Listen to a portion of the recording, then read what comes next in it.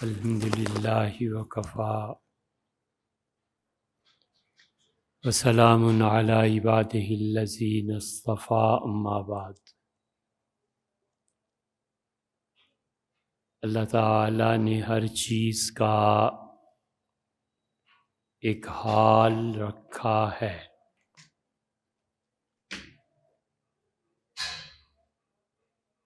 اور اسی طرح انسانوں کا بھی ایک حال رکھا ہے۔ حال کا مطلب یہ ہے کہ وہ چیز جو انسان کی وجہ شہرت بن جائے، وہ ایسی چیز جو اس سے جدا نہ کی جا سکے، وہ ایسی چیز جو احساس میں آئے، اسے چھوا جائے یا اس کا خیال کیا جائے تو آپ اس چھونے اور احساس اور خیال اور تصور ان چیزوں کو اس سے علیحدہ نہ کر سکیں، اسے کہتے ہیں حال۔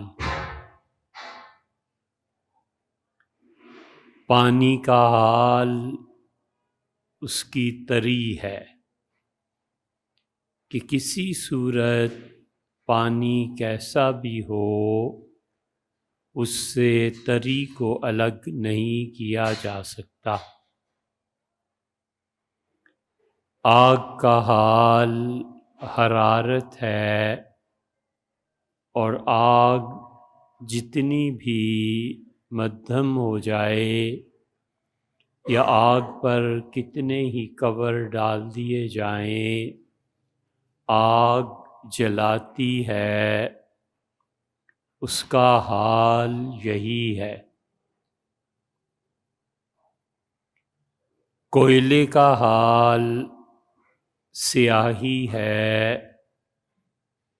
اور اس سیاہی کو کوئلے سے الگ نہیں کیا جا سکتا،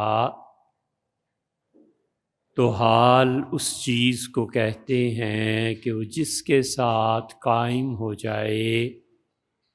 حال اس سے جدا نہیں ہوتا۔ بالکل اسی طرح اللہ نے انسانوں کا بھی حال رکھا ہے، اور انسان کی اصل حالت اور اصل حال جہاں تک اسے پہنچنا چاہیے، وہ اصل حال انسان کا عبودیت اور بندگی ہے۔ پانی زمین کے نیچے تہہ میں ہوتا ہے، اس میں تری ہوتی ہے، اور سینکڑوں فٹ اور انچ زمین نے اسے ڈھانپا ہوا ہوتا ہے، اور پھر آہستہ آہستہ اس کو زمین سے باہر آنے کے لیے ایک سفر درپیش ہوتا ہے، اور جب اس کا ظہور ہوتا ہے تو ہر کوئی سمجھتا ہے کہ یہ پانی ہے، اور تری اس کا حال ہے۔ ایسے ہی انسان مختلف پردوں میں چھپا رہتا ہے، پھر پردے اس پر پڑتے ہیں جذبات کے غلبے سے، پھر اس پہ پردہ پڑ جاتا ہے اپنی ضروریات کی وجہ سے، پھر اس پہ پردہ پڑ جاتا ہے حقائق کو نہ جاننے کی وجہ سے، اور جب حقائق کھلتے ہیں اور اصل حال سامنے آتا ہے تو پھر جا کر شعور پیدا ہوتا ہے کہ جو خواب میں دیکھ رہا تھا وہ سب کے سب خواب ہی تھے اور اصل حقیقت اب سامنے دکھائی دی۔ اس لیے انسان کا اصل حال وہ یہ ہے کہ عبدیت غالب آئے، اور انسان کا سب سے برباد حال یہ ہے کہ انسان لایعنی کاموں میں پڑ جائے۔ اور اسی لیے اللہ نے ایمان والوں کی خاص صفات 18ویں پارے کے بالکل آغاز میں فرمائی ہیں، اور اللہ نے کہا کہ والذین هم عن اللغو معرضون، وہ جو اپنے آپ کو فضول کاموں سے بچائے رکھتے ہیں۔ ایک کام کسی آدمی کی ضرورت ہے اور دوسرا آدمی بغیر ضرورت کے اس کام میں مبتلا ہو جائے تو اسے کہتے ہیں فضول حرکت۔ پولیس کا انسپکٹر ہے، کسی ایجنسی کا آدمی ہے، اس نے محلے میں، گلی میں، بازار میں دیکھنا ہے کیا ہو رہا ہے، تو ہر وقت ادھر ادھر دیکھتا رہتا ہے، اور ایک آدمی بغیر کسی وجہ کے راستے کو چھوڑ کر ادھر ادھر دیکھے تو ٹھوکر اس کو بھی لگتی ہے، ٹھوکر اس کو بھی لگتی ہے، لیکن اس کی ٹھوکر منزل کی تلاش میں ہے اور اس کی ٹھوکر نادانی اور حماقت کی دلیل۔ اس لیے وہ کبھی فضول کام میں نہیں پڑتا، اور جو چیزیں اس سے متعلق ہوتی ہیں وہ اس چیز سے اپنا تعلق قائم کرتا ہے۔ حکایت تو ملکہ وکٹوریہ کے متعلق بھی آتی ہے کہ وکٹوریہ کے دور میں برطانیہ کا سورج نہیں ڈوبتا تھا، افریقہ میں بھی حکومت تھی، یہاں بھی حکومت تھی، کہاں کہاں حکومت تھی، لیکن یہ بات درست نہ بھی ہو تو یوں کہو کہ ملکہ نے بلایا اپنے پوتے کو اور اس نے کہا کہ بچے تم جانتے ہو ہماری سلطنت کتنی وسیع ہے، اور میں سوچ رہی ہوں کہ برطانیہ کو بیچ دو، تم جوان ہو، اللہ نے تمہیں صلاحیتیں دی ہیں، اور تم یہ بتاؤ کہ برطانیہ کی قیمت کیا لگے گی۔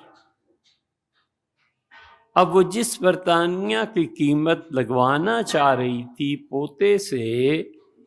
وہ پوتا حیران رہ گیا اور اس نے کہا دادی برطانیہ بیچنا ہے، یہ کیسی بات آپ کر رہی ہیں؟ تو اس نے کہا بچے یہی خیال ہے، تو جاؤ سوچو کوئی بادشاہ جو برطانیہ ہم سے خرید لے، اور پیسے کیش چاہیے۔ ہفتے 10 دن بعد پھر اس نے بلایا اور کہا میرے بیٹے کیا سوچا؟ تو اس نے کہا دادی میں حیران ہوں، آپ جیسی عقل مند اور آپ جیسی دانا خاتون برطانیہ بیچیں گی، اور یہ ہو کیسے سکتا ہے؟ اس نے کہا بیٹے تم جانتے ہو کہ جتنی شاہی ڈاک ہے یہ محل میں میرے پاس سب سے پہلے آتی، میں اس کو دیکھتی ہوں جو میرے خطوط ہوتے ہیں رکھ لیتی ہوں، جو تمہاری والدہ کے ادھر بھیج دیتی ہوں تمہارے باپ کے لیے۔ یہ جو کچھ عرصے سے تمہارے نام فرانس کی شہزادی کے خطوط آ رہے ہیں، میں نے کھولے نہیں، لیکن میں اس عمر میں جانتی ہوں کہ فرانس کی شہزادی تمہارے لیے کیوں خط لکھے گی اور تم کیوں اسے خط لکھتے ہو۔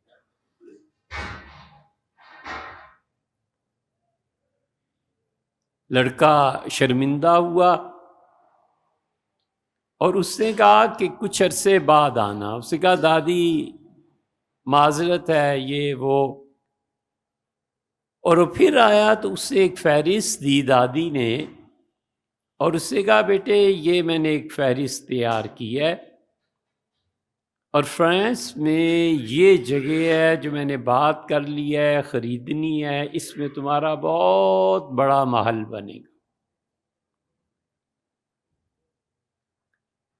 پھر اس میں یہ گاڑیاں ہیں جو تمہیں میں دوں گی حکومت برطانیہ کی طرف سے۔ پھر اس سے کہا میرے بیٹے یہ اتنا پیسہ ہے جو سوئس بینکس میں ہر جگہ جا کر یہ تمہیں نفع اس سے ملے گا تاکہ تم ایک پرسکون زندگی گزار سکو، اور یہ فہرست جو بنی ہوئی ہے کہ کون کس کے بعد بادشاہ بنے گا یہ میں کاٹ رہی ہوں، تم کبھی بھی اس ملک کے بادشاہ نہیں بن سکتے۔ اور پھر اس نے کہا کہ یہ لو پاسپورٹ، اور اس پہ آخری مرتبہ برطانیہ کا ویزا فرانس کا لگے گا، اور پھر تم کبھی بھی برطانیہ نہیں آ سکو گے، تمہارا تابوت آئے تو آئے اس کی پابندی نہیں، لیکن جیتے جی تم اس ملک میں قدم نہیں رکھ سکتے۔ وہ پوتا پریشان ہوا اور اس سے کہا دادی یہ کیا فیصلے ہیں؟ تو اس نے کہا بچے یہ جو خواتین اور شہزادیوں والی راہ تم نے پکڑی ہے نا، اس میں تو برطانیہ بک جائے اور پیسہ سارا بھی آ جائے تو جو ان کاموں میں پڑ جاتے ہیں، حکومت برطانیہ کی دولت بھی پھر اس کے لیے ناکافی ہو جاتی۔ اس نے کہا جو تم کرتوت کرنے چلے ہو پوری سلطنت بھی ڈبو دیں اور بیچ دیں تو بھی یہ تمہاری ہوس پوری نہیں ہوتی، اٹھو اور اس پہ عمل کرو۔ بہت سے لوگ جنہیں کوئی تعلق اور سروکار نہیں ہوتا، جن کاموں میں وہ پڑتے ہیں اور کوئی چیز انہیں روکنے کے لیے نہیں ہوتی سوائے اس کے کہ وہ اللہ سے ڈریں، اور اللہ کا خوف جتنا غالب آتا جاتا ہے اتنا ہی اس انسان کے لوگوں کے ساتھ تعلقات اور حقوق برابر ٹھیک ہوتے چلے جاتے۔ اللہ کے حقوق کا اس لیے ذکر نہیں کر رہے کہ اللہ کا حق بندگی کون ادا کر سکتا ہے، جبکہ حضرت سید الکونین صلی اللہ علیہ وسلم عرض کرتے ہیں کہ ما عبدنا کا حق کا عبادتی کا، اللہ میں آپ کی ایسی فرما برداری کر ہی نہیں سکا جو آپ کا حق بنتا ہے، اور اللہ وہ معرفت نصیبی نہ ہو پائی جو معرفت تیرا حق بنتا ہے۔ تو اللہ کے بندوں کے جتنے حقوق ہیں ایک ایک چیز پہ اللہ پوچھے گا، اس لیے جتنا بھی کسی انسان کے عقیدے میں اور جتنا بھی کسی انسان کے حقوق العباد میں خرابی پیش آئے گی اتنا ہی وہ اللہ کے ہاں عذاب اور کبھی خدا کی طرف سے لعنت میں مبتلا ہو جائے گا۔ اس لیے اللہ جو فرماتے ہیں کہ وَلْتَنْظُرْ نَفْسٌ مَا قَدَّمَتْ لِغَدٍ، ہر آدمی کو سوچنا چاہیے کہ وہ آنے والے کل کے لیے خدا کے پاس کیا بھیج رہا ہے۔ تو اللہ کے ہاں جو کچھ جا رہا ہے وہ پیسوں کا غبن ہے، اللہ کے ہاں جو کچھ جا رہا ہے وہ لوگوں کی زمینوں پر قبضہ کرنا ہے، اور اللہ کے ہاں جو کچھ جا رہا ہے وہ دھوکہ اور جھوٹ ہے۔ تو کوئی مسئلہ ہی نہیں ہے، اس کی آنکھ بند ہونے سے پہلے پہلے اللہ کے فرشتے حساب و کتاب شروع کر دیتے۔ اسی لیے اللہ تعالیٰ قرآن کریم میں کہتا ہے کہ ہمارے فرشتے ماریں گے اس انسان کی پیٹھ پر، اور فرشتے ماریں گے اس کو اور پوچھیں گے فی ما کنتم، زندگی کہاں گزاری؟ زندگی اس میں گزاری کہ میں لوگوں سے تعلقات کو توڑ دوں، منقطع کر دوں کہ میں ان کا حق ادا نہیں کر سکتا، ختم ہوئی بات۔ زندگی اس نیت اور جذبے سے گزاری کہ اے رب میرے شر سے لوگ محفوظ رہیں، میں تو شریر آدمی ہوں بنیادی طور پہ، میرے شر سے لوگ محفوظ رہیں، اس نے بھی بات اپنی ٹھیک کر لی۔ اسی لیے کسی نے پوچھا تھا حضور صلی اللہ علیہ وسلم سے کہ اللہ کے رسول کرنے کے کام، تو آپ نے فرمایا اپنے گھر کے دروازے بند کر لے، وَلْيَبْكِ عَلَىٰ خَطِيئَتِكَ، اور تجھے چاہیے کہ تو اپنی خطاؤں پر اللہ کے سامنے رو دے۔ اس لیے مومن آدمی کا حال ایسا ہی ہے، کوئی کچھ کرے کوئی کنسرن نہیں، کوئی تعلق نہیں، برا بھلا کہتا ہے، گالیاں دیتا ہے، تعریف کرتا ہے، منقبت میں پورا رسالہ چھاپ دیتا ہے، ذرہ برابر نگاہ نہیں ہونی چاہیے کہ خلق خدا کا میرے ساتھ کیا رویہ ہے، صرف اس پہ نگاہ جائے کہ میرا اور اللہ کا کیا تعلق ہے، اور میں اللہ کے سامنے پیش ہوں گا، مجھے اپنے آپ کو کیسے ٹھیک رکھنا ہے۔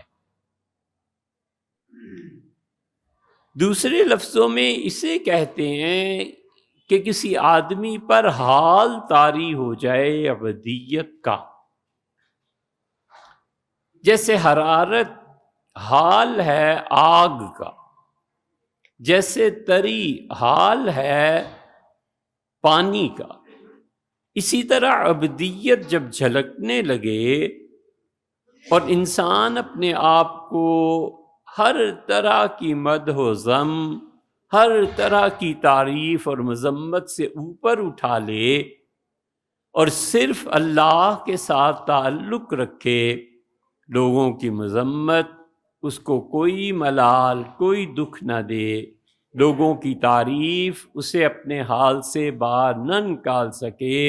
تو یہ کامل بندگی ہے۔ وہ کہتا ہے کہ اللہ نے اگر کافر کہہ دیا تو پھر کوئی ٹھکانہ نہیں، اور اللہ نے اگر ایمان کو تسلیم کر لیا تو ایسا خوش نصیب بھی کوئی۔ یہ ابدیت ہے، یہ بندگی ہے، اور یہ مطلوب ہے شریعت میں۔ اس لیے کہ اللہ دیکھتا ہے اور سنتا ہے، اور اللہ بات کرتا ہے۔ جس طرح انسان دیکھتے ہیں ایسے نہیں، جس طرح انسان بولتے ہیں ایسے نہیں۔ اللہ کی ذات ہر اس چیز سے پاک ہے جو پروردگار کے متعلق لوگ گمان کرتے ہیں اور سوچتے ہیں۔ ایک آدمی بات کرتا ہے اور اس کو زبان کی ضرورت ہے، لیکن خود زبان جو بات کر رہی ہے اس کو کس زبان کی ضرورت ہے؟ زبان تو خود کلام ہے۔ آنکھ دیکھتی ہے اور آنکھ کو دیکھنے کے لیے خود کس آنکھ کی ضرورت ہے؟ کسی کی بھی نہیں، اس لیے وہ عین وہ خود دیکھتی ہے۔ کان سنتے ہیں اور کانوں کی کان بات سنتے ہیں دوسرے کی زبان سے، اور کان درکار ہیں آواز کو سننے کے لیے، لیکن خود کان کیسے سنتا ہے اس کو کوئی ضرورت نہیں۔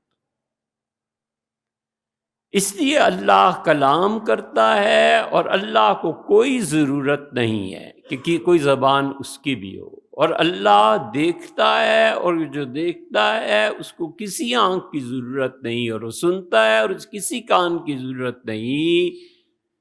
یہ عالم امر ہے،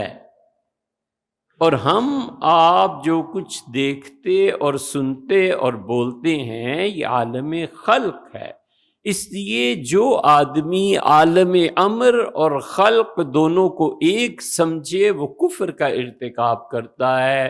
یہی فرق تھا معتزلہ میں اور اہل سنہ میں، کہ ہم کہتے ہیں کہ اللہ بات کرتا ہے، اللہ کو کسی چیز کی ضرورت نہیں ہے۔ جیسے زبان بولتی ہے تو زبان کو زبان کی ضرورت نہیں، اسی طرح اللہ کو بھی ضرورت نہیں ہے، اللہ کسی چیز کا محتاج نہیں۔ اور معتزلہ کا مسلک یہ تھا کہ خدا بھی محتاج ہے، اس کا کلام باطل ہے، اس کے بولنے کے کوئی معنی ایسے نہیں۔ تو نتیجہ یہ نکلا